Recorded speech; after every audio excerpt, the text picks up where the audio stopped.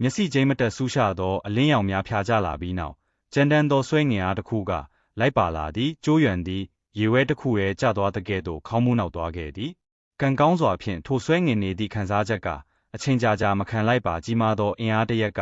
သူ့စီဝင်တိုက်လိုက်သလိုခံစားလိုက်ရပြီးသူ၏ခန္ဓာကိုယ်မှာလေထဲသို့လွင့်စင်သွားတော့သည်ဘိုင်းကျိုးရွံ၏ခန္ဓာကိုယ်သည်မြေကြီးပေါ်သို့ပြင်းထန်စွာပြုတ်ကျသွားပြီးမြေကြီးတစ်ပလုတ်စာခန့်မြို့ချမိလျက်သားဖြစ်သွားသည်သို့သောသူကအတော်လေးညံမြန်သည်ပြုတ်ကျစဉ်က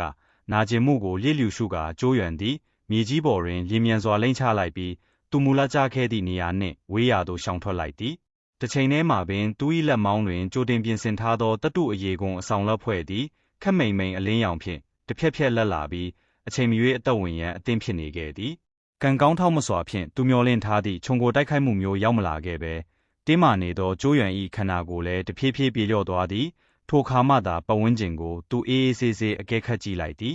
ဒါကကျိုးရွံသည်သူ့ပတ်ဝန်းကျင်ကိုကြည့်ရင်မျက်လုံးပြူးသွားသည့်ကြောက်ကူကြီးမှပျောက်ကွယ်သွားသည်မှကြာပြီဖြစ်ပြီးထိုနေရာတွင်တိတ်ဆိတ်ငြိမ်သက်နေသောရှေးဟောင်းတစ်တော်ကြီးတစ်ခုကအစားထိုးနေရာယူထားသည်အေယာမတစ်ပင်ကြီးများသည်ကောင်းကင်ယံသို့ထိုးထွက်နေပြီးဘင်းတို့၏တိတ်သေးသောတည့်ရက်များကကောင်းကင်ပြင်ကိုဖုံးလွှမ်းထားသည်ဘေးဘက်တွင်ကြည်လင်သောစမ်းချောင်းငယ်တစ်ခုစီးဆင်းနေပြီးရေတံတွင်ကိုကြားနေရသည်အလွန်အေးချမ်းသောမြင်ကွင်းပင်ဖြစ်သည်ဒါကဘယ်နေရာကြီးလဲကျိုးရွံလုံးဝကိုဦးကြောင်ကြောင်ဖြစ်သွားသည်လွန်ခဲ့သည့်အခိုက်တန့်လေးကမှသူသည်ဘိုးဘွားဆန်ချောင်းရဲ့ရှိရှိုးဝက်ကြောက်ကူထဲတွင်ရှိနေခဲ့သည်ကိုမှတ်မိနေသည်မျက်စိတမိတ်အတွင်းမှာဒီစိမ့်သက်နေရဲ့နေရာကိုသူဘလို့လောက်ရောက်လာတာလဲထူးဆန်းတဲ့ကျိုးရွံသည်ပတ်ဝန်းကျင်ကိုအကဲခတ်ရင်းမျက်မှောင်နှဲငယ်ကုပ်လိုက်သည်ကြီးမြတ်သောကံကြမ္မာဆိုသည်မှာဤနေရာများဖြစ်နေမလားဒါပေမဲ့လူသူအရေးအယောင်လည်းမရှိပါလားကျိုးရွံသူ့ဘာသာရေရွတ်လိုက်သည်သူ၏အကြည့်များကဟိုဒီဝေးဝဲကြည့်ရှုနေစဉ်သူ၏သူငယ်အိမ်များရုတ်တရက်ကြုံသွားပြီးတစေတရေကိုမြင်လိုက်ရတဲ့ကဲ့သို့သူ၏မျက်နှာပေါ်ရှိအမူအရာများမှာအေးခဲသွားတော့သည်အကြောင်းမှာသူ၏ရှေ့ရှိအေယာမတစ်ပင်ကြီးတစ်ပင်အောက်တွင်လှပသောပုံရိပ်တစ်ခုမတိမတာပေါ်လာသည်ကိုသူရှာဖွေတွေ့ရှိလိုက်သောကြောင့်ဖြစ်သည်တေချာစွာကြည့်လိုက်သောအခါအစိမ်းရောင်ဝတ်စုံနှင့်မိန်းကလေးတစ်ဦးဖြစ်နေသည်ထိုမိန်းကလေး၏ခန္ဓာကိုယ်သည်တွယ်လျနေပြီးလက်ရှိတွင်တစ်ပင်စီကိုကြောမိထားကာတောက်ပတ်သောမျက်လုံးတစ်စုံဖြင့်သူ့ကိုတည်ငြိမ်စွာစောင့်ကြည့်နေသည်ကျိုးရွံ၏အကြီးနှင့်သူမကအကြီးတို့ဆုံမိသောအခါဖော်ပြေးမရနိုင်သောထုံချင်မှုတစ်မျိုးကသူ၏ဥယေပြားတစ်လျှောက်ပြန့်နှံ့သွားသည်မိတို့ပင်ဆိုစေကမူကျိုးရွံ၏စိတ်ပိုင်းဆိုင်ရာကြံ့ခိုင်မှုကအတော်လေးကောင်းမွန်သည့်အတွက်သူကိုယ်သူအလွန်လျင်မြန်စွာပြန်လည်တည်ငြိမ်စေခဲ့သည်အန္တရာယ်မပေးနိုင်သူတဦးလိုအစွမ်းကုန်ဟန်ဆောင်ရင်းသူ၏နုနယ်သောမျက်နှာပေါ်တွင်အပြုံးတစ်ခုချက်ချင်းပေါ်လာကလက်နှစ်ဖက်ကိုဆုပ်လျက်အယိုအသေးပေးလိုက်ရင်းအမကြီ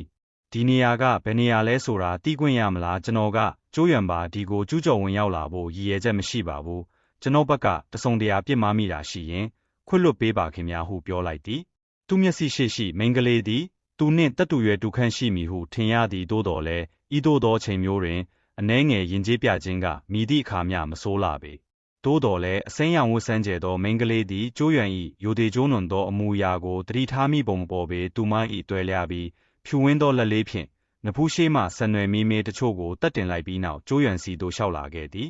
်ရိတ်ထဲမှသူမထွက်လာသောအခါအလင်းရောင်များကသူမအခန္ဓာကိုယ်ပေါ်သို့ချက်ချင်းဖြာကျသွားသည်သူမနီးကပ်လာချိန်တွင်ကျိုးရွံသည်သူမကိုရှင်းလင်းစွာမြင်လိုက်ရပြီးသူ၏မျက်လုံးများထဲတွင်အံ့သားမှုအရိပ်အယောင်များအလိုလိုဖြတ်ပြေးသွားသည်မိန်းကလေးတွင်နှင်းပွင့်ကဲ့သို့ဖြူဖွေးသောအသားအရည်ရှိသည်သူမ၏ကောင်းမွန်သောစံကေတာအမဲရောင်ကိုခပ်ဖွဖွစီးနှောင်ထားပြီးသူမ၏ရိုးရှင်းသောအစိမ်းရောင်ဝတ်စုံကသူမတူလှပသောခန္ဓာကိုယ်အချိုးအစားကိုပေါ်လွင်စေသည်သူမတွင်အလွန်လှပတိမ်မွေ့သောမျက်နှာသွင်းပြင်များရှိသည်အထူးသဖြင့်သူမတောက်ပတ်သောမျက်လုံးများထဲတွင်စမ်းကြဲသောအငွေ့အသက်တစ်ခုပါဝင်နေပုံရပြီးမှန်းဆရာခတ်ကအလံဝေးလာသည်ဟုထင်ရစေသည်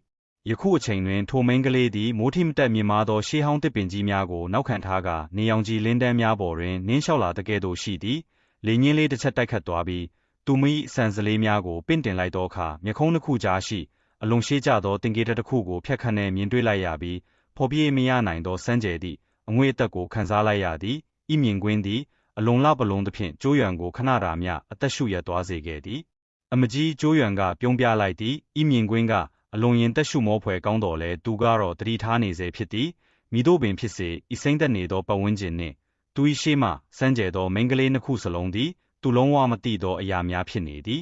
အမကြီးကျိုးရွံကသူမကိုထိုသို့ခေါ်လိုက်သည်ကိုကြားသောအခါအနှဲငယ်ရေစရာကောင်းနေသည့်အလားအစိမ်းရောင်ဝတ်မိန်းကလေးသည်နှုတ်ခမ်းကိုအနှဲငယ်ကွေးလိုက်သည် သူမကကျိုးရွံကိုတိကျင်စိတ်ဖြင့်ခဏတာမျှစူးစမ်းကဲခတ်ကြည့်လိုက်ပြီးနောက်အဖိုးဟေးပြောတာမှန်တယ်ဒီနေ့ဒီကိုလူတယောက်တကယ်ရောက်လာတာပဲဟုရေရွတ်လိုက်သည်ဗျာကျိုးရွံကသူမပြောလိုက်သည်ကိုရှင်းရှင်းလင်းလင်းမကြားလိုက်ရပေသို့တော်လည်းအစိမ်းရောင်ဝတ်မိန်းကလေးကသူ့ကိုလစ်လျူရှုလိုက်သည်သူမလှည့်ပြီးရှေးဟောင်းတစ်တော်ကြီးတဲသို့ဥတီသွားလိုက်သည်ယခင်အေယာမတစ်ပင်ကြီးနားမှဖြတ်သွားသောအခါမိန်းကလေးကလှမ်းခေါ်လိုက်သည်ထုံထုံအိမ်ပြန်ရမယ့်အချိန်ရောက်ပြီအစိမ်းရောင်ဝတ်မိန်းကလေး၏ခေါ်တံကိုကြားသည်နှင့်ကျိုးရွံသည်အေယာမတစ်ပင်ကြီးအောက်တွင်အိမ်နေသောမိခိုးရောင်တတဝါလေးကိုချက်ချင်းသတိထားမိလိုက်သည်အဆိုပါတတဝါလေးသည်တာမန်ခွေးပေါက်လေးတစ်ကောင်နှင့်တူသည်အိမ်မွေးခွေးလေးလားကျိုးရွံရေရွတ်လိုက်သည်အောင်ကျိုးရွံ၏ရေရွတ်တံကိုကြားလိုက်ရတဲ့ကဲ့သို့ထိုတတဝါလေး၏အမွေးများချက်ချင်းထောင်လာပြီးသူ့ကိုစတင်ဟောင်တော့သည်သို့တော်လည်းပင်၏ခန္ဓာကိုယ်သည်တင်းငယ်လုံးသည့်အတွက်ဟောင်တန်တွင်ကြောက်မက်ဖွယ်ကောင်းသည့်အားအိမ်များမပါဝင်ဘဲအတော်လေးချစ်စရာကောင်းနေသည်မင်း၏ဟောင်တန်ကကျိုးရွံကိုမချောက်လက်နိုင်ကြောင်းထိုတတဝါလေးကသဘောပေါက်သွားပုံရသည်မင်း၏အမီးသည်မက်မက်ထောင်သွားပြီးကြောက်တုံးကြီးတစ်ခုရှေ့သို့ခုန်တက်သွားကပါဆက်ကိုဟာလေအပြင်းထန်ကိုက်ချလိုက်သည်ကွထိုနေ့တိုင်းဆက်တိုက်ဝါးစားနေစဉ်ကြောက်တုံးကြီးမှာအမခန်းရှိန်ဖြင့်လင်းမြန်စွာတင်းငယ်သွားသည်ကိုသာကြည့်နေနိုင်တော့သည်အသက်ရှုချိန်အနှဲငယ်မြတိုတောင်းသောအချိန်အတွင်းမှာပင်ကြောက်တုံးကြီးမှာလုံးဝပျောက်ကွယ်သွားခဲ့သည်မာကျောသောကြောက်တုံးအပိုင်းစအားလုံးထိုတတဝါလေး၏အစာအိမ်သေးသေးလေးထဲသို့မျိုးချခံလိုက်ရသည်ကျိုးရွံ၏မျက်နှာပေါ်ရှိအမူအရာသည်တောင့်တင်းသွားပြီးတိတ်တဆိတ်အသက်ရှိုက်လိုက်မိသည်ခွေးနှင့်တူသောထိုတတဝါလေးကိုကြည့်ရင်သူအနှဲငယ်စွန့်သွားသည်ဒါကအတိအကျဘာကောင်ကြီးလဲဒီလောက်ကြီးမားတဲ့ကြောက်တုံးကြီးကိုအကိုက်နှဲငယ်နဲ့တင်ဝါမျိုးပစ်လိုက်မယ်လို့ဘသူကထင်ပါလဲဘလောက်တောင်တမာတဲ့သွားတွေနဲ့ကောင်းမွန်တဲ့အစာစားခြင်းစိတ်လဲကျိုးရွံသည်သူ၏ခေါင်းပေါ်ရှိချွေးစေးများကိုတုပ်လိုက်ပြီးတာမန်ဟုထင်ရသောဤသားရဲ့ငယ်လေးကိုဆက်ကြည့်ရန်မဝန့်ရဲတော့ပေကြောက်တုံးကြီးကိုအလွယ်တကူဝါးစားနိုင်သောသွားများရှိနေမှတော့သူ၏အားနည်းသောခန္ဓာကိုယ်လေးကတော့ဘာမျောလင်းချက်ရှိနိုင်တော့မည်နှင့်သူ့ကိုထုံဝါမျိုးခြင်းဟုအတိတ်ပဲရသည်လို့ခေါ်တာအန်သားစရာတော့မဟုတ်ဘူးကျိုးရွံ၏မျက်နှာပေါ်မှအန်သားရုံလုံးမှုကိုမြင်သောအခါထုံဟုခေါ်သောထိုတတဝါလေးသည်အမိကိုပျော်ရွှင်စွာခါရမ်းသွားသည်ပင်သည်လူတစ်ယောက်လိုပင်သူ့ကိုမျက်လုံးလန်ကြည့်လိုက်ပြီးနောက်အမိကိုခါရမ်းကအစိမ်းရောင်ဝတ်မိန်းကလေးနောက်သို့အမိလိုက်သွားတော့သည်အစိမ်းရောင်ဝတ်မိန်းကလေးတစ်တော်ထဲသို့ဝင်သွားသောအခါသူမတခေါင်းကိုအနောက်သို့အနှဲငယ်ငဲလိုက်ပြီးနှင်းပွင့်လိုဖြူဖွေးသောမေးစေ့ကိုကျိုးရွံဘက်သို့အနှဲငယ်မောပြလိုက်သည်မင်းရဲ့ကြီးမြတ်တဲ့ကံကြမ္မာကိုရှာကျင်ရင်လိုက်ခဲ့ပြောပြီးနောက်သူမသည်တစ်တော်ထဲသို့ဝင်သွားကသူမကူလှပသောပုံရိပ်လေးမှာတစ်ပင်များကြားတွင်တဖြည်းဖြည်းပျောက်ကွယ်သွားတော့သည်အစိမ်းရောင်ဝတ်မိန်းကလေးနှင့်တတဝါလေးတဖြည်းဖြည်းတင်းငယ်သွားသည်ကိုကြည့်ရင်ကျိုးရွံ၏မျက်နှာပေါ်တွင်စဉ်းစားရတော့နေသည့်အမူအရာတစ်ခုပေါ်လာသည်ပြည့်အရာအလုံးသည်အလွန်ဆန်းကျယ်နေပြီးသူ့အနေဖြင့်အဆအဆုံးနားမလည်နိုင်အောင်ဖြစ်နေသည်သူတို့၏ဘိုးဝါဆန်ကြောင့်ရှိုးဝက်ကြောက်ကူထဲရှိကြောက်တုံးစင်မြင့်မှနေ၏ဤစိမ့်သက်သောနေရာသို့အဘယ်ကြောင့်ရောက်လာရကြောင်းကိုသူရှင်းရှင်းလင်းလင်းနားမလည်နိုင်ဖြစ်နေသည်သို့တော်လည်းသူဒီကိုရောက်နေပြီဖြစ်ရာနောက်ဆုတ်ဖို့လမ်းမရှိသည်ကတော့တေချာသည်မိတို့ပင်ဆိုစေကမူသူသည်လက်ပလာဖြင့်ပြန်သွားရန်အစီအစဉ်မရှိပေဟူကျိုးရွံသည်အသက်ကိုပြင်းပြင်းတစ်ချက်ရှူသွင်းလိုက်သည်ထက်ပြီးတုံဆိုင်မနေတော့ပဲခြေလန်းကိုကြဲကြဲလန်းကမိန်းကလေးနှင့်တားရဲငယ်လေးထံသို့ရေမြန်စွာအမိလိုက်သွားတော့သည်ကောင်လေးတစ်ယောက်မိန်းကလေးတစ်ယောက်နှင့်တားရဲလေးတစ်ကောင်တို့သည်တက်ရှိများဖြင့်ပြည့်နှက်နေသောစိမ့်လန်းဆိုပြီးသည့်ရှေးဟောင်းတစ်တော်ကြီးထဲတွင်ခီးဆက်နေကြသည်အဝေးမှကြောက်မက်ဖွယ်ကောင်းသောတားရဲကြီးများ၏ဟိန်းဟောက်တံများကိုရဖန်ရန်ကကြားနေရသည်သို့သောထိုတို့ကြားရတိုင်းအစိမ်းရောင်ဝတ်မိန်းကလေးဘေးရှိထုံလေးကဟောင်တန်တစ်ခုထွက်ပေါ်လာတတ်သည်ဟောင်တန်ကမကျဲတော်လဲထိုသေးငယ်သောတတဝါလေးကိုကြောက်ရွံ့နေသည့်အလားတော်တော်လုံးငြိမ်သက်သွားတဲ့ကဲ့သို့ရှိသည်ကျိုးရွံသည်စမ်းကြဲသောတားရဲငယ်လေးကိုနောက်တစ်ကြိမ်ထပ်မကြည့်ပဲမနေနိုင်တော့ပေခွေးနှင့်တူသောမိခိုးရောင်တတဝါလေးသည်အလွန်ထူးခြားပုံရသည်အစိမ်းရောင်ဝတ်မိန်းကလေးသည်ကျိုးရွံနှင့်စကားပြောရန်အစီအစဉ်မရှိကြောင်းထင်ရှားသည်ထို့ကြောင့်ကျိုးရွံသည်တိတ်ဆိတ်စွာပင်သူမနောက်မှနီးကပ်စွာလိုက်ပါလာခဲ့ရသည်ထို့သို့တနာရီခန့်ခီးဆက်လာပြီးနောက်ကျိုးရွံသည်အစိမ်းရောင်ဝတ်မိန်းကလေး၏ခြေလမ်းများရပ်တန့်သွားသည်ကိုသတိပြုမိလိုက်သည်ရောက်ပြီးရှေ့ဘက်မှမိန်းကလေး၏အတန်ထွက်ပေါ်လာသည်ကျိုးရွံ၏နှလုံးသားသည်ခပ်ပြင်းပြင်းခုန်သွားကခေါင်းမောလေတစ်တော်၏အစိမ်းရောင်အုပ်ကြားမှငေးကြည့်လိုက်သည်တစ်တော်အတွင်းတွင်လွတ်လပ်သောနေရာလက်တစ်ခုပေါ်လာပြီးထိုနေရာတွင်တဲအိမ်လေးတစ်လုံးငြိမ်းချမ်းစွာတည်ရှိနေသည်တဲအိမ်ပတ်လည်တွင်ခြံစည်းရိုးသုံးထပ်ရှိသည်ကျိုးရွံ၏အကြည့်များသည်တဲအိမ်ရှိကူလားထိုင်တွင်အနားယူနေသောအဖိုးအိုတဦးထံတွင်ရပ်တန့်သွားသည်အနက်ရောင်ဝတ်ဆင်ထားသည့်အဖိုးအိုမှာကူလားထိုင်ပေါ်တွင်အသားအရာလှုပ်ရမ်းရင်းငြိမ်းချမ်းစွာအနားယူနေသည်ကျိုးရွံ၏အကြည့်ကိုခံစားမိသည့်အလားအဖိုးအိုသည်မျက်လုံးများကိုဖွင့်ကာသူ့ကိုလှမ်းကြည့်လိုက်သည်အဖိုးအို၏မျက်လုံးများကိုမြင်လိုက်ရသောအခါကျိုးရွံ၏နှလုံးသားမှာခပ်ပါးပါးတုန်လှုပ်သွားသည် ထိုမျက်လုံးများမှာဖော်ပြေးမရနိုင်သောရှေးကြသည့်အရေးရောင်များဖြင့်ပြည့်နှက်နေပြီးကပ်ကဘာပေါင်းများစွာကိုဖျက်ဆီးလာခဲ့ရသည့်အလားထင်ရသည်တစ်ချိန်တည်းမှာပင်ကျိုးရွံသည့်အဖိုးအိုကိုဖုံးလွှမ်းထားသောပြင်းထန်သည့်ကျဆင်းမှုနှင့်ပျက်စီးခြင်းဆိုင်ရာအငွေ့သက်များကိုခံစားလိုက်ရသည်သို့သောသူတို့အကြည့်ချင်းဆုံမိသည့်အချိန်တွင်ကျိုးရွံသည်မိမိကိုယ်အမြင်ခံလိုက်ရသကဲ့သို့ခံစားလိုက်ရသည်သူ၏ရှို့ဝှက်ချက်အားလုံးကိုအဖိုးအို၏မျက်လုံးများရှေ့တွင်ချပြထားသကဲ့သို့ပင်ဟဲမြင့်မြတ်သောနဂါးကန်ကြမ္မာကိုပိုင်ဆိုင်ထားတဲ့ကောင်လေးတစ်ယောက်တကယ်ပဲရောက်လာတာပဲအနက်ရောင်ဝတ်ဆင်ထားသောအဖိုးအိုကသူ့အကြည့်ကိုဖြင်းညင်းစွာပြန်ရုပ်သိမ်းလိုက်ပြီးအတန်အကွဲဖြင့်ပြောလိုက်သည်သို့သောထိုအတန်မှာကျိုးရွံ၏နားထဲသို့ရောက်ရှိလာချိန်တွင်မိုးကျိန်းတန်ကဲ့သို့ပင်ဖြစ်နေသည်ဒါပေမဲ့မြင့်မြတ်သောနဂါးကန်ကြမ္မာကအခိုးခံလိုက်ရတာကတော့နှမျောစရာပါပဲမြင့်မြတ်တဲ့နဂါးမြစ်တောင်ပျက်စီးနေရပြီဩဒါကနဂါးမုန်းတီးခြင်းအစိတ်ပဲလားတနာစရာကောင်းလိုက်တာတကယ်ကိုတနာစရာပါပဲဒီမှာနဂါးမင်းသားယွမ်ဝတ္ထု၏အခန်း၈ဘာသာပြန်ဖြစ်ပါသည်နဂါးမင်းသားယွမ်အခန်း၈မြောင်းကိုရှာဖွေခြင်းအဖိုးအို၏အတန်သည်ကျိုးရွံ၏နားထဲတွင်မိုးကျိန်းတန်ကဲ့သို့ပင်ပဲ့တင်ထက်သွားပြီးသူ့စိတ်နှလုံးကိုလှုပ်ခတ်သွားစေသည်အဖိုးအို၏တစ်ချက်ကြည့်ယုံဖြင့်သူဖြစ်ပျက်ခဲ့သမျှကိုအကုန်သိသွားလေသည်အစိမ်းရောင်ဝတ်မိန်းကလေးသည်အဖိုးအို၏နောက်သို့လျှောက်သွားပြီးထိတ်လန့်နေသောကျိုးရွံကိုတစ်ချက်ကြည့်လိုက်သည်ထုံသည်သူမလက်မောင်းထဲသို့ခုံဝင်ရန်ပြင်တော်လဲသူမကလစ်လျူရှုကာသူ့ကိုကောက်ကင်ပြီးရေအိုးထဲသို့ပစ်ချလိုက်သည်ထုံမှာမကြေမနက်ဖြစ်သွားတော်လဲသူမ၏တန်ရှင်းမှုအပေါ်အလွန်မင်းဆွဲလန်းကြောင်းသိထားသည့်အတွက်ရေအိုးထဲတွင်အသာကြီးပင်ကိုပြန်ဆေးကြောနေရတော့သည်အလွန်ရယ်စရာကောင်းသောမြင်ကွင်းဖြစ်သည်သို့တော်ကျိုးရွံကတော့ထိုရယ်စရာကောင်းသောမြင်ကွင်းကိုစိတ်မဝင်စားနိုင်ပေသူသည်ထိုစမ်းကြဲသောအနက်ရောင်ဝတ်အဖိုးအိုကိုသာကြောင်အန်းဖြင့်ကြည်နေမိသည်ကြာမြင့်ပြီးနောက်တွင်သူ၏တုန်လှုပ်မှုသည်လျော့ပါသွားပြီးမျောလင်းချက်ရောင်ကြီးတစ်ခုထွက်ပေါ်လာသည်အဖိုးအိုသည်သူ၏ခန္ဓာကိုယ်ပြဿနာများကိုတစ်ချက်ကြည့်ယုံဖြင့်သိနိုင်သည့်အတွက်သူသည်တာမန်လူမဟုတ်ကြောင်းသိချသည်တခါတရံသူ၏ရှစ်မြောင်းပြဿနာကိုဤနေရာတွင်အမှန်တကယ်ဖြေရှင်းနိုင်ကောင်းဖြေရှင်းနိုင်လိမ့်မည်ကျိုးရွံသည်အသက်ကိုပြင်းရှူသွင်းလိုက်ပြီးရင်ထဲတွင်တရားကျမ်းတိုးဝင်လာသောစိတ်ခံစားမှုများကိုထိန်းချုပ်လိုက်ကာလက်နှစ်ဖက်ကိုဆုပ်လျက်အယိုတေပေးလျက်ကျွန်တော်မျိုးကိုကျိုးရွံလို့ခေါ်ပါတယ်အဖိုးအိုကိုနှုတ်ဆက်ပါတယ်ဟုပြောလိုက်သည်အဖိုးအိုကခေါင်းညိတ်ပြီးကျိုးမျိုးနယ်စုမှပဲပေါ့ဟုပြန်ဖြေသည်စကားပြောချင်နေသည့်ကျိုးရွံကိုအဖိုးအိုကကြည့်လိုက်သည်ကျိုးရွံ၏စိတ်ထဲတွင်ဘာတွေနေမှန်းသိနေသည့်အလားအဖိုးအိုကထူးဆန်းစွာပြုံးလိုက်ပြီးမင်းဘာတွေနေလဲငါသိတယ်မင်းတွေးတာမမားဘူးမင်းရဲ့ရှစ်မြောင်းပြဿနာကိုငါဖြေရှင်းပေးနိုင်ပါတယ်ဒါပေမဲ့ငါကဘာလို့မင်းကိုကူညီပေးရမှာလဲဟုပြောသည်ကျိုးရွံမှာအံ့အားသင့်သွားသည့်အချိန်နှဲငယ်တိတ်ဆိတ်သွားပြီးနောက်သူပြောမိစကားကိုဆင်ခြင်ပြီးမှကျွန်တော်မျိုးဒီနေရာကဘယ်နေရာလဲအဖိုးအိုကဘသူလဲဆိုတာမသိပါဘူးဒါပေမဲ့ကျွန်တော်တို့ကျိုးမျိုးနယ်စုဘိုးဘေးများကဒီနေရာကိုရောက်နိုင်တဲ့ရှို့ဝက်ကူကိုထားခဲ့တာဆိုတော့အဖိုးအိုနဲ့ကျွန်တော်တို့ကျိုးမျိုးနယ်စုဘိုးဘေးတွေနဲ့တစုံတရာဆက်ဆက်မှုရှိရမယ်ဟုအဖြေပေးလိုက်သည်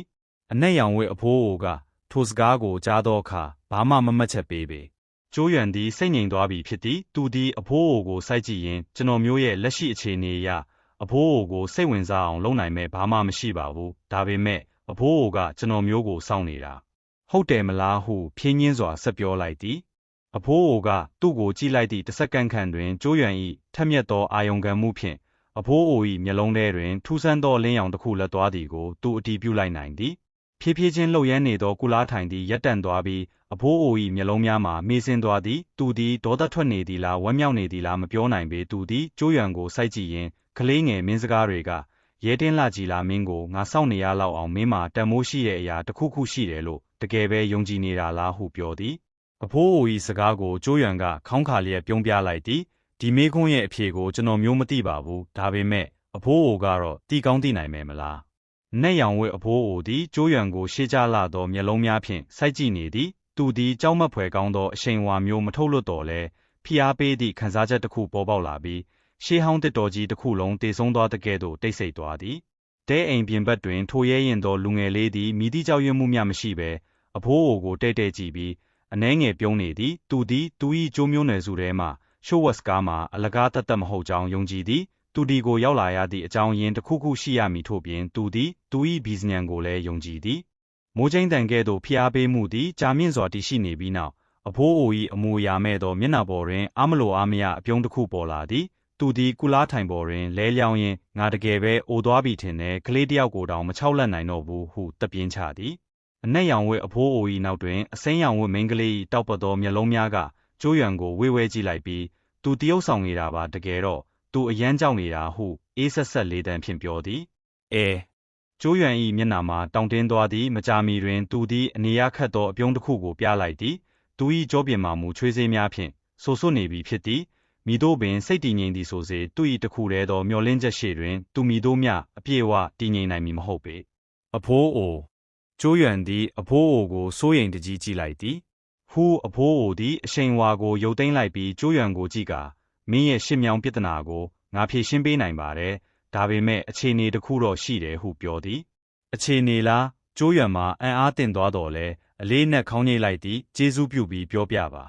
အဖိုးအိုသည်အตาအရာတပြင်းချလိုက်ပြီးခေါင်းကိုဆောင်းကဘေးတွင်လှပစွာရက်နေသောမိန်းကလေးကိုကြည့်ရင်မင်းယောင်းယောင်းနှင့်အတူဒီနေရာကနေထွက်သွားပြီးသူမကိုကာဝယ်ပေးရမယ်ဟုဖြင်းညင်းစွာပြောသည်ယောင်းယောင်းကျိုးရွံမှာထပ်မံအံ့အားသင့်သွားပြီးအစိမ်းရောင်ဝတ်မိန်းကလေးကိုလှည့်ကြည့်လိုက်သည်သူမအနမီမှာဤသည်ပင်ဖြစ်ပြီးသူမလှပနူးညံသောအတွင်အပြင်နှင့်အလွန်လိုက်ဖက်သည်အဖိုးဟေးအစိမ်းရောင်ဝတ်မိန်းကလေးသည်သူမနှုတ်ခမ်းနီလေးကိုကိုက်လိုက်ပြီးသူမ၏အေးဆက်လှပသောမျက်နှာပေါ်တွင်မလိုလားသည့်အရိပ်အယောင်များပေါ်လာသည်အဖိုးအိုသည်မိန်းကလေး၏လက်ကိုအသာပုတ်လိုက်ပြီးယောင်းယောင်းအဖိုးဟေးမှလှုပ်ရှားရှိလို့ခဏလောက်ထွက်သွားရတော့မယ်မင်းဘေးမှာဆက်မနေနိုင်တော့ဘူးဟုနူးညံ့စွာပြောသည်ယောင်းယောင်းဟုခေါ်သောမိန်းကလေး၏ကြည်လင်သောမျက်လုံးများမှာမိမိန်သွားသည်သူမသည်ကျိုးရွံကိုကြည့်ကာအဖိုးဟေးသူကအားနည်းလုံးတယ်ဟုတိုးတိုးလေးပြောသည်ကျိုးရွံ၏မျက်နှာပေါ်တွင်အနေရခတ်သောအမူအရာများပြည့်နှက်သွားသည်ရှစ်မြောင်းကိုပင်မဖွင့်နိုင်သေးသူတစ်ယောက်အနေဖြင့်သူအမှန်တကယ်ပင်စွမ်းအားမရှိသည်မှာအမှန်ပင်အဖိုးအိုသည်ဤစကားကိုကြားသောအခါရေမောလိုက်သည်သူသည်ကျိုးရွံကိုကြည့်ရင်ဒီကလေးကအခုအားနည်းပေမဲ့အနာဂတ်မှာဘာဖြစ်လာမလဲဆိုတာပြောရခက်တယ်ဟုပြောသည်အဖိုးဟေးကျမအဖိုးကိုနောက်ကျရင်ပြန်တွေ့နိုင်ဦးမလားယောင်းယောင်းကတိုးညင်းစွာမေးသည်မန်ကောင်းသောကလေးမလေးဖြစ်သည့်အတိုင်းအဖိုးအို၏လောက်ရမှာသူမကိုသူတစ်ပါးထံအနံလိုက်ခြင်းမျိုးနှင့်တူနေကြောင်းမိတို့မသိပဲရှိပါမည်နေသူသည်အလွန်အန္တရာယ်များသည့်အလုပ်တစ်ခုကိုလုပ်တော့မီအသက်ပင်ပေးဆက်ရနိုင်လောက်သည့်အန္တရာယ်မျိုးဖြစ်သည်အနက်ရောင်ဝဲအဖိုးအိုသည်ပြန်မဖြေရဲယောင်းယောင်း၏လက်လေးကိုသာအသာပုတ်နေသည်ထို့နောက်သူသည်ခေါင်းလဲကာကျိုးရွံကိုကြည့်ပြီးပြုံးလျက်ဒါဆိုဘလို့လဲဟုမေးသည်ကျိုးရွံ၏မျက်နှာပေါ်တွင်အလေးနက်ရှိသောအမူအရာပေါ်လာသည်သူသည်အဖိုးအိုကိုအယိုသေးပေးကကျွန်တော်မျိုးအခုစွမ်းအားမရှိပေမဲ့တစုံတစ်ယောက်ကအမကြီးယောင်းယောင်းကိုထိခိုက်အောင်လုပ်ရင်သူတို့ဟာကျွန်တော်မျိုးရဲ့အလောင်းကိုအရင်နင်းကြော်သွားမှရမယ်လို့အဖိုးအိုကိုကတိပေးပါတယ်ဟုဖြင်းညင်းစွာပြောသည်လူငယ်လေး၏အတန်မှာနုနယ်သေးတော်လဲမေးခွန်းထုတ်เสียမလို့သောလေတံမျိုးဖြစ်လေလူတိုင်းမျက်ခုံးပင်မိစေသည်ထိုစကားကိုကြားသောအခါအဖိုးအို၏မျက်နှာပေါ်တွင်ကျဉ်တဲ့သည့်အပြုံးတစ်ခုပေါ်လာသည်ဒါဆိုရင်တော့အဖိုးအိုသည်ကျိုးရွံကိုကြည့်လေရေမောလိုက်ပြီးငါခုမင်းရဲ့ရှစ်မြောင်းပြဿနာကိုဖြေရှင်းပေးမယ်ဟုပြောသည်ကျိုးရွံသည်အနက်ရောင်ဝတ်အဖိုးအိုကိုစိတ်လှုပ်ရှားစွာဖြင့်စိုက်ကြည့်နေသည်အဖိုးအိုသည်ကျိုးရွံ၏မျောလင့်ချက်ကြီးမားသောမျက်လုံးများကိုမြင်သောအခါသူ၏နှုတ်ခမ်းထောင်တွင်ထူးဆန်းသောအပြုံးတစ်ခုပေါ်လာပြီးနောက်လက်ကိုရုတ်တရက်ဝှေ့ယမ်းလိုက်သည်ဖုံးမြေကြီးတုန်ခါသွားပြီးကျိုးရွံ၏ခြေအောက်တွင်ကြီးမားသောအကြောင်းကြီးတစ်ခုပွင့်ထွက်ကာနှရှိုင်းသော၆ကန်းပါးကြီးဖြစ်သွားသည်တစ်ချက်မျိုးချလိုက်တဲ့ကဲ့သို့ဖြောတော့ပြီးထိတ်လန့်နေသောကျိုးရွံကိုဝါမျိုးသွားသည်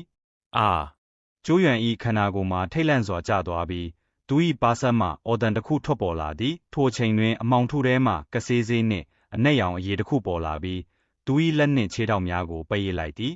အနက်ရောင်ရည်များတရွေ့ရွေ့တက်လာသည်နှင့်အမျှကျိုးရွံ၏ခန္ဓာကိုယ်အရည်ပြားများအရည်ပျော်သွားတဲ့ကဲ့သို့ပြင်းထန်သောနာကျင်မှုတစ်ခုခံစားလိုက်ရသည်အထိတ်လန့်ဆုံးမှာအနက်ရောင်အရည်များသည်သူ၏ချွေးပေါင်များမှတဆင့်ခန္ဓာကိုယ်ရဲ့သို့ဝင်ရောက်လာပြီးအတွင်းပိုင်းကိုဖျက်ဆီးနေခြင်းဖြစ်သည်အနက်ရောင်အရည်များဖြတ်တန်းသွားသည့်နေရာတိုင်းတွင်သူ၏သွေးအသားသွေးကြောလမ်းကြောင်းများအားလုံးလုံးဝပျက်စီးသွားသည်ပြင်းထန်သောနာကျင်မှုနှင့်အတူကြောက်ရွံ့မှုကကျိုးရွံ၏ရင်ထဲသို့ဝင်ရောက်လာပြီးသူသည်တေခြင်းတရား၏အနံ့ကိုစတင်ရရှိလိုက်တော်သည်အကယ်၍သူသည်အနက်ရောင်ရည်များ၏ဖျက်ဆီးမှုကိုဆက်လက်ခွင့်ပြုထားမည်ဆိုပါကအမှန်တကယ်ပင်တေဆုံးသွားလိမ့်မည်ဖြစ်ကြောင်းကျိုးရွံသိလိုက်သည်ကျိုးရွံသည်တရားကျမ်းရုံးကန်ရင်သူ၏ခန္ဓာကိုယ်ပေါ်တွင်ရေးထိုးထားသောမူလအစွမ်းဆောင်လက်ဖွဲ့၃ခုကိုမဆိုင်မတော်ပဲအသက်သွင်းလိုက်သည်သို့သောထိုအဆောင်လက်ဖွဲ့၃ခုအလင်းလက်လာသည့်အခိုက်အတန့်မှာပင်အနက်ရောင်ရည်များကတိုးဝင်လာပြီးပင်တို့၏အလင်းရောင်ကိုငြိမ့်သက်ပစ်လိုက်သည်နောက်ဆုံးတွင်အဆောင်လက်ဖွဲ့၃ခုစလုံးပင်အနက်ရောင်ရည်များ၏ဝါမျိုးဖျက်ဆီးခြင်းကိုခံလိုက်ရတော့သည်အဆောင်လက်ဖွဲ့၃ခုစလုံးလုံးဝပျက်စီးသွားသောအခါကျိုးရွံ၏နှလုံးသားမှာတကိုယ်လုံးရေခဲကဲ့သို့အေးဆက်သွားခဲ့သည်အနက်ရောင်ရည်များသည်ဆက်လက်ပြန့်နှံ့လာပြီးနောက်ဆုံးတွင်ကျိုးရွံ၏မျက်လုံးများကိုပါဖုံးလွှမ်းသွားခဲ့သည်ပြင်းထန်သောနာကျင်မှုကပေါက်ကွဲထွက်လာပြီးသူ၏မျက်လုံးများကိုပါတိုက်စားဖျက်ဆီးပစ်တဲ့ကဲ့သို့ခံစားလိုက်ရက ကဘာကြီးတစ်ခုလုံးအမောင်ထုတဲသို့နှိမ့်မြုပ်သွားတော့သည်ထိုအမောင်ထုတဲတွင်အနက်ရောင်ရည်များကတလွာပြီးတလွာဆင်းသက်လာပြီးသူ၏ခန္ဓာကိုယ်အတွင်းပိုင်းမှမြေဖြားခံလာသောပြင်းထန်လာသည့်နာကျင်မှုကိုကြိုးရွံခံစားနေရသည်တေခြင်းတရား၏အနက်အသက်ကပုံမပြင်းထန်လာခဲ့သည်ဒါကစိတ်ကူးယဉ်မှုမဟုတ်ပေအကယ်လေသူသာကအနက်ရောင်ရည်များကိုမတားဆီးနိုင်လျင်သူအမှန်တကယ်တေရတော့မည်ငါဒီနေရာမှာတေလို့မဖြစ်ဘူးငါအမေရဲ့တက်တန်းကိုပြန်လဲကူစားပေးဖို့လိုသေးတယ်ငါဖေရဲ့လက်တစ်ဖက်ဆုံးရှုံးခဲ့ရမှုအတွက်ကလဲစားချေဖို့လိုသေးတယ်ပြီးတော့ငါစီကနေအခိုးခံလိုက်ရတဲ့မြင့်မြတ်တဲ့ငကားကန်ကြမှာလည်းရှိသေးတယ်ဒါတွေအားလုံးကိုမပြီးမြောက်ပဲငါဘလို့လုပ်ဒီမှာတေးနိုင်မှာလဲငါတေလို့မဖြစ်ဘူးအမောင်ထုထဲတွင်ကျိုးရွံဤရင်ထဲနာအသက်ရှင်လိုစိတ်ပြင်းပြနေသောဒေါသတာကြီးနှင့်မကြေမနက်ဖြစ်နေသည့်အော်ဟစ်တန်တစ်ခုပဲ့တင်ထက်နေခဲ့သည်တေခြင်းတရားကနီးကပ်လာသည့်အချိန်မှာပင်ကျိုးရွံဤစိတ်သည်သူ၏ခန္ဓာကိုယ်အတွင်းပိုင်းသို့ရုတ်တရက်နှိမ့်မြုပ်သွားခဲ့သည်ထိုခိုက်တန်တွင်သူ၏ခန္ဓာကိုယ်နှဆိုင်ဆုံးနေရာနာမိန်ပြပြနှင့်ကွေ့ကောက်နေသောအလင်းတန်းလမ်းကြောင်း၈ခုကိုခဲရင်းစွာတတိပြုမိလိုက်သည်ဤအလင်းတန်းလမ်းကြောင်း၈ခုသည်ပုံအောင်နေသောနဂါး၈ကောင်နှင့်တူလာသည်ဒါတွေကကျင့်ကြံခြင်းရဲ့ရှစ်မြောင်သွေးကြောလမ်းကြောင်းတွေလားကျိုးရွံသည်ထိုအလင်းတန်းလမ်းကြောင်း၈ခုကိုစိုက်ကြည့်ရင်ရင်ထဲတွင်ဖူးတုတများပေါက်ဖွာလာကာနှလုံးသားတစ်ခုလုံးပြင်းထန်စွာတုန်လှုပ်သွားခဲ့သည်ဤလမ်းကြောင်း၈ခုသည်ကနဦးကလေးကမိသည့်အခါမျှပေါ်မလာခဲ့ဘူးသောရှစ်မြောင်သွေးကြောလမ်းကြောင်းများဖြစ်ကြသည်ဝူတေခြင်းတရားကအမှန်တကယ်နီးကပ်လာသောခါမှသာမင်းတို့သည်အနေရကိုအာယုံခံမိပုံရပြီးငကားဟိမ့်တန်တဲ့ထွက်ပေါ်လာကချက်ချင်းပင်ဖြည်းဖြည်းချင်းလှုပ်ရှားလာကြသည်ဝုံကျိုးရွံဤခန္ဓာကိုယ်အနက်ဆိုင်ဆုံးအကွဲကားများထဲမှဆူရှာတောက်ပသောအလင်းရောင်များရုတ်တရက်ပေါက်ကွဲထွက်လာသည်ထိုအလင်းရောင်များဖြာထွက်လာသည်နှင့်အမျှအနက်ရောင်ရည်များသည်တာမန်မျက်စိဖြင့်မြင်နိုင်သည့်အရှိန်နှုန်းဖြင့်စတင်ပျောက်ကွယ်သွားခဲ့သည်အသက်ရှူချိန်အနည်းငယ်မျှအတွင်းမှာပင်အမောင်ထုသည်လုံးဝဆုတ်ခွာသွားခဲ့သည်ကျိုးရွံဤတင်းကျပ်စွာပိတ်ထားသောမျက်လုံးများလည်းယခုအချိန်တွင်ပွင့်လာပြီးတောက်ပသောအလင်းရောင်များမျက်စိထဲသို့တဖန်ပြန်လျက်စီးဝင်လာသည်သူသည်ဖင်ထိုင်လျက်ပြုတ်ကျသွားပြီးရေထဲမှဆယ်ယူခံလိုက်ရသည့်အလားသူ၏နုနယ်သောမျက်နှာပေါ်တွင်ချွေးများတရဟောစီးကျနေခဲ့သည်ဟောဟဲကျိုးရွံသည်အသက်ကိုလူရှုရင်းပတ်ဝန်းကျင်ကိုဝေးဝဲကြည့်လိုက်သည်သူသည်ယခုတိုင်တဲအိမ်လေး၏ရှေ့တွင်သာရှိနေဆဲဖြစ်ပြီးလွန်ခဲ့သည့်အရာအလုံးမှာစိတ်ကူးယဉ်မှုတစ်ခုကဲ့သို့ပင်ဖြစ်နေသည်လွန်ခဲ့တဲ့အရာတွေကစိတ်မားတာလားကျိုးရွံအံ့အားသင့်သွားသည်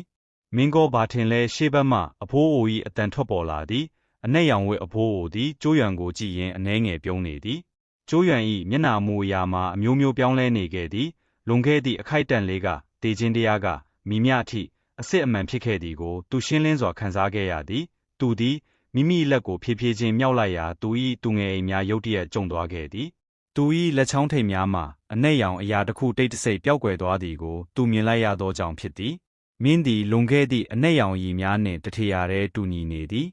ဒါကအစစ်အမှန်ပဲလားကျိုးရွံ၏ရင်ထဲတုန်လှုပ်သွားခဲ့သည်ယခုတော့လွန်ခဲ့သည့်အရာအလုံးမှာအစစ်အမှန်ဖြစ်ကြောင်းသူသေချာသွားပြီဖြစ်သည်ရဖိုးအို၏စွမ်းပကားနှင့်နေလန်းများမှာစိတ်ကူးကြည့်ရန်ပင်မတက်နိုင်လောက်အောင်အံ့သားစရာကောင်းလွန်းလာသည်အဖိုးအိုကရေမောလိုက်ပြီးမင်းရဲ့ခန္ဓာကိုယ်အတွင်းပိုင်းကိုအာယုံခံကြည့်လိုက်ဦးဟုပြောသည်ထိုစကားကိုကြားသောအခါကျိုးရွံသည်မျက်လုံးများကိုပိတ်ကာစိတ်ဆူဆီးလိုက်သည်ထိုခိုက်တန့်မှာပင်သူ၏နှလုံးသားသည်မိုးကျိန်းတန်ကဲ့သို့ပြင်းထန်စွာခုန်ရှက်သွားပြီးသူ၏နုနယ်လေးဖြောတော့သောမျက်နှာပေါ်တွင်မယုံကြည်နိုင်လောက်သည့်အမူအရာတစ်ခုပေါ်လာသည်အကြောင်းမှာသူသည်ယခုအခါသူ၏ခန္ဓာကိုယ်အတွင်းရှိရှစ်မြောင်သွေးကြောလမ်းကြောင်းများကိုရှင်းလင်းစွာအာယုံခံမိနေပြီဖြစ်သောကြောင့်ဖြစ်သည်မင်းတို့သည်၆ကန်းပါးကြီးထဲမှပြန်တန်းထွက်လာသောပုံအောင်နေသည့်နဂါးများနှင့်တူလာသည်ဤရှစ်မြောင်သွေးကြောလမ်းကြောင်းများသည်လူတဦး၏ကျင့်ကြံခြင်းအစကိုသတ်မှတ်ပေးသည့်သွေးကြောလမ်းကြောင်းများပင်ဖြစ်ကြသည်ကျိုးရွံသည်သူ၏မျက်လုံးများကိုရုတ်တရက်ဖွင့်လိုက်ရာမျက်ဝန်းထဲတွင်ပြင်းထန်သောစိတ်လှုပ်ရှားမှုများပြည့်နှက်နေသည်သူသည်အနက်ရောင်ဝတ်အဖိုးအိုကိုစိုက်ကြည့်ရင်းတုန်ရီနေသောအတန်ဖြင့်ပြောလိုက်သည်ကျွန်တော်မျိုးရဲ့ရှစ်မြောင်သွေးကြောလမ်းကြောင်းတွေပေါ်လာပြီ